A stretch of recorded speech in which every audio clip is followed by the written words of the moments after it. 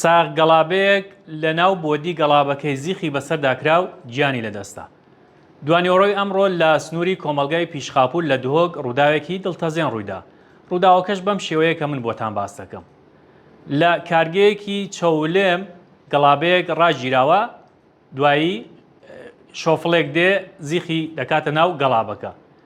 هەر چاوەڕە دەکەن گەڵابەکە بڕوات، شۆفێرەکەی دیار نییە. دوای چەند کاتژمێرێک ناچار دەبن زیخی ناو گەڵابەکە بەتاڵ بکەن. سێرەکەن بەداخەوە شۆفێری گەڵابەکە لەژێر زیخەکەدایە. ئێمە ئەم زانیاریانەمان لە مقەدەم ئەحمەد ڕەمەزان وتەبێژی پۆلیسی زاخۆ وەرگرت. ئەوتی شۆفێری شۆفڵەکە دەستگیر کراوە و لە ئێستادا لێکۆڵینەوەی لەگەڵدا دەکەن و ڕەنگە کەسیش نەیزانی بێت ئەو شۆفێرە چۆن چۆتە ناو بۆدیەکە و بۆ لەوێیا بووە.